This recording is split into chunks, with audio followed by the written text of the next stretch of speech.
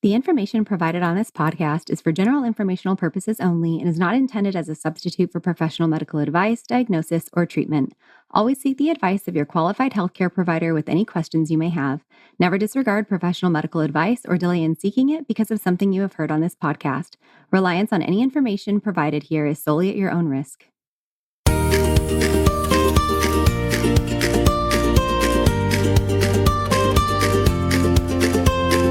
Welcome to the Birth Baby Podcast. Each week, you'll find guidance, encouragement, and practical tools to support you through pregnancy, birth, and the postpartum journey. I'm your host, Sierra Morgan, a certified birth and postpartum doula, hypnobirthing educator, and pediatric sleep consultant. I'm also the owner of a doula agency in Austin, Texas, and the founder of the Birth Baby Academy, where I offer classes for both parents and birth professionals. Thanks for being here.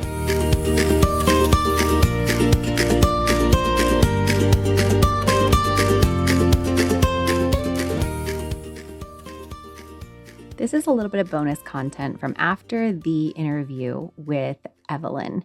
We did her part 1 of her first to birth story. And right afterward, I said, I had another question for you during that interview, but I didn't want to put you on the spot because it's kind of personal. And she said, what was it? And I told her the question and she said, oh my gosh, I wish you would have asked about this because I really think that this is something that people need to talk about more. So we decided to start recording again. And here is a little bit of that conversation that we had afterward discussing what happens to all of those extra embryos that people have after they've decided that their family is done growing. Here you go. Okay, so I was a little bit nervous to ask you, but you are an open book and you said that nothing was off limits.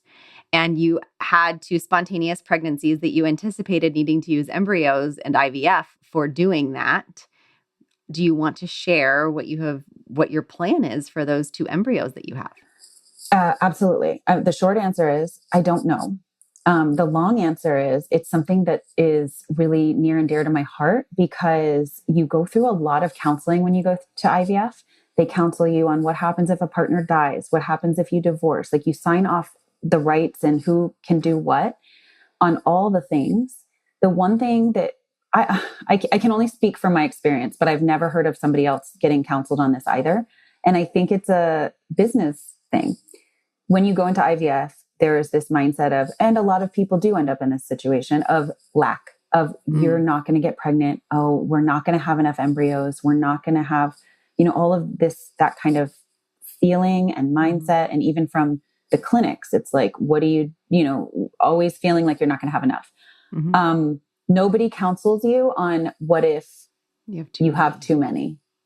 And it's a really tough thing for just even in our family. My husband and I can't agree on what to do with it. Right now, we are paying rent on our embryos. We are continuing to pay rent on these little embryos.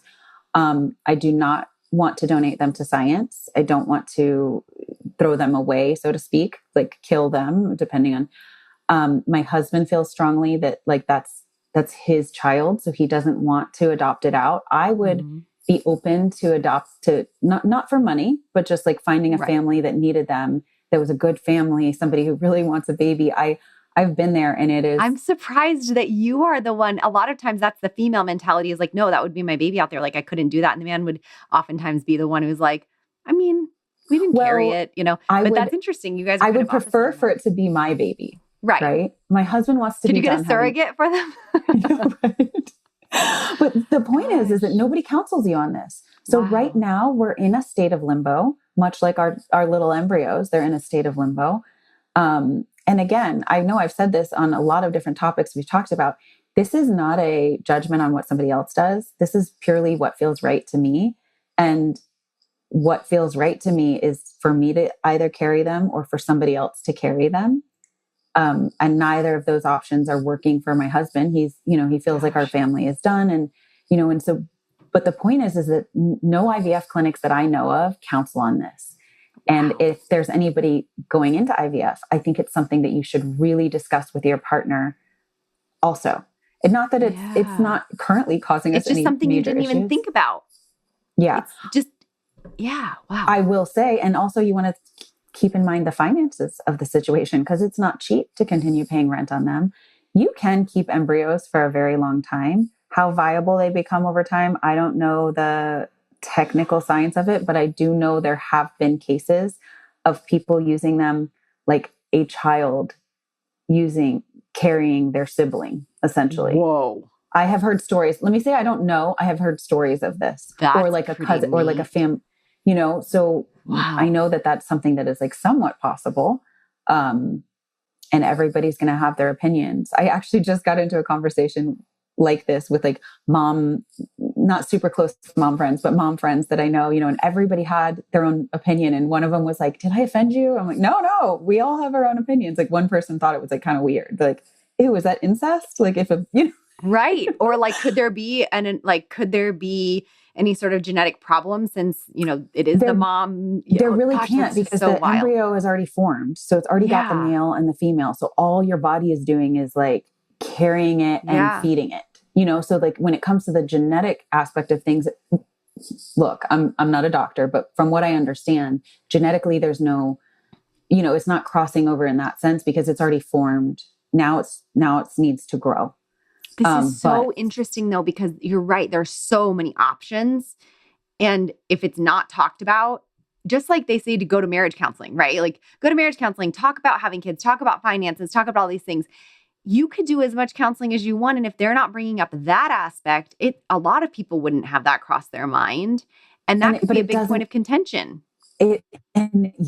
Yeah. And I mean, it's a point of contention for us, but it's not like this terrible, it's not this terrible thing because we kind of are like, okay, let's not talk about it right now. We keep putting it off, but we don't know. We don't agree, and we are just here's where we're at. I think I'm always a little distrustful of the medical industry as a whole, but No, I'm just kidding. I know that. I was like, oh, that's shocking. But I do think it's like a business, like it doesn't serve their business to say, what if you have too many? Oh, how does that serve them? I could be wrong. They don't. Maybe I'm being too negative, and maybe what it is that I was this like outlier that was so fortunate to get pregnant on first try, because that really is pretty rare. I know quite a few people though, actually, that I've talked about IVF with that are done having babies, but they still have embryos. Yeah. And you know what? There's two ways of thinking about that. Is it good?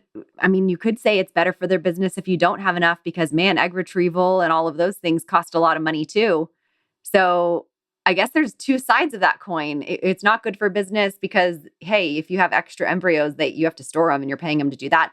Or, hey, it might be good for business if you don't have enough because then they have to do it again and they're going to get more of your money. But if you don't have enough, like that's just like, they can't predict that. You know what I mean? Like if you don't have enough, they're still going to get that business. But if they don't counsel you on this, like you're more likely to end up, because I feel like if we had discussed this specific topic, and we joke all the time, I'm like, so would you divorce me if I just kind of went to San Francisco and got knocked up?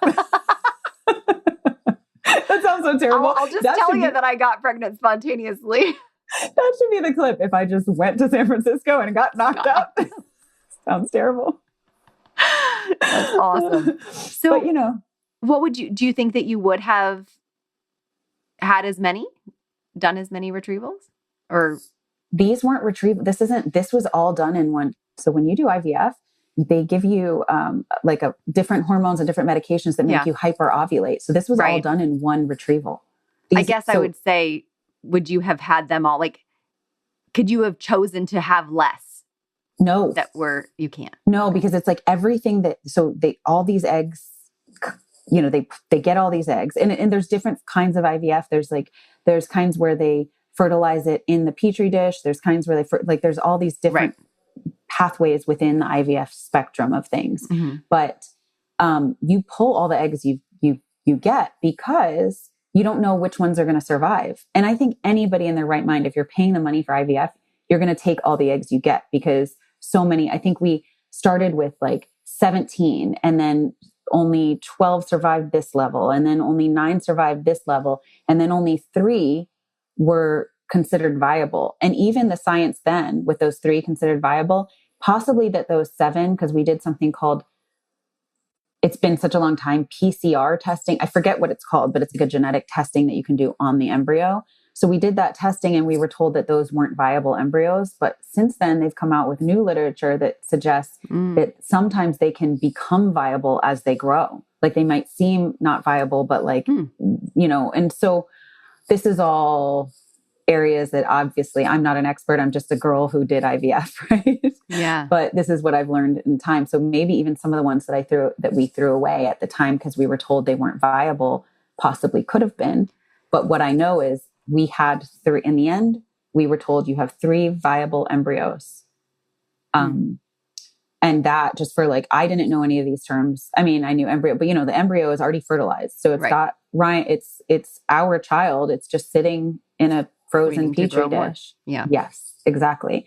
One of those is Avery. And then the other 2 are still just waiting there. And we didn't, at the time, I thought that it was possible I would only have one child. And I really wanted a big family because you don't know that when you implant them that they're going to actually attach and grow. So, there's a lot of variables. It's cracking me up because usually I know about stuff and here we are off the cuff talking about this. We didn't plan to talk really about this when we started and I sound like an idiot and I'm okay with that. I'm here for it. I'm like, well, would you have chosen less? Cause I'm like, well, could they have not fertilized as many eggs? Maybe you would only start with half of the eggs and only fertilize half of them. Or can they even do that? They could have, but nobody would choose that because remember when I was like, so they pull out all the eggs and they fertilize them, but not all of them live. So you don't know ahead of time how many are going to live. So some people, none of them live. They do this whole process and then none of them survive. I've had clients that have had that happen. So that doesn't serve you. It's kind of like almost like thinking of it like gambling. Yeah. You want to end up with the most that you can get. Because like it's a lot of money and it's taxing on your body. You don't want to go through this again if you can avoid it. But at the same time, so I don't think I would have done anything different on that side of things. The only thing different I would have done is had this conversation with my husband ahead of time and we would have been in agreement on some level. We would have said, or maybe, because maybe you even would have said, okay, well, we disagree on what to do. So we're going to do IVF now instead of try to get pregnant on our own. So we can use it, Yeah, which is funny too, because I don't think I would have changed that either. I don't, like I wouldn't change anything other than having the conversation ahead of time and agreeing upon it ahead of time so that you're not in this position where it's like a standoff. Every time I say that, it makes it sound like we're in some kind of like something. And really, I didn't mean you. I just mean someone in general might decide not to try to get pregnant naturally because they don't want the risk of having, the leftover embryo. And that would be important to figure out earlier on in the process than later on go, oh, we don't agree on this. Shoot, what do we do now? Yeah. And the IVF topic, we're so derailing here, but the IVF topic is such like a really interesting topic, especially within the world of like a space of like holistic, doing things naturally. And then you enter in the IVF thing and there's a whole, which I actually, it's hard to think about. It's hard to talk about, but there's some truth to it that IVF babies are different. And that could be really like, I think some people could be like find it very polarizing or become a top, and it is, but there's a lot of talk in that space. And I've seen it firsthand that like it's different and their conception is different. And that I wouldn't change it for the world. My daughter is amazing, but there is something there. It is a different path to take. And I think that's something worth exploring. I also find that my families, I actually really want to know before I teach someone a childbirth education class how they conceived, because if they have dealt with infertility issues and they did IVF, that whole, if you can build it, you can birth it section that I do doesn't really mean much to them because they're like, I didn't build it. I had help with the start of the building it, Sierra. And I'm like, okay, but like you're still not having to think about making eyelashes and toenails and things like that. Like your body is doing all of that right now. Like, can we trust that? We kind of have to go a little bit deeper because they're like, I couldn't conceive it on my own. So maybe my body can't birth it on my own. There's that mental space. There's a big mental thing about it. I went through a whole mental thing of like, how do I know this was meant to be? If I created this. It didn't just like happen. I made this happen. So how do I know it's meant to be? And that I struggled with that a lot. Like, how do I know God, the like God I'm playing piece God a little bit. Exactly. That I struggled with quite a bit. Wow. And that ties into a lot of the issues that I had when I was like feeling so bad for being angry at her and all of those things. But there is no factual basis in this, but a lot of birth workers that I've spoken to that have worked with mothers of IVF babies have also said they have had trouble sticking, trouble releasing, and they have had some kind of like issues with not wanting to leave also. And everyone I've talked to has said there's no scientific data. Right. This is just in my experience. Every single person has said that, but it's funny how many different people I've heard say that. Makes me want to think back through mamas that have been IVF mamas. Well, thank you for exploring that topic with me. I think that that's really important for, to just talk about. Like, it's just a gap that we see is missing. You notice that there is a gap in the IVF counseling, and maybe there is somebody that, you could write to or talk to try to get that to change, because I think that that is a significant gap. So thank you for sharing how that affected your family. Thank you.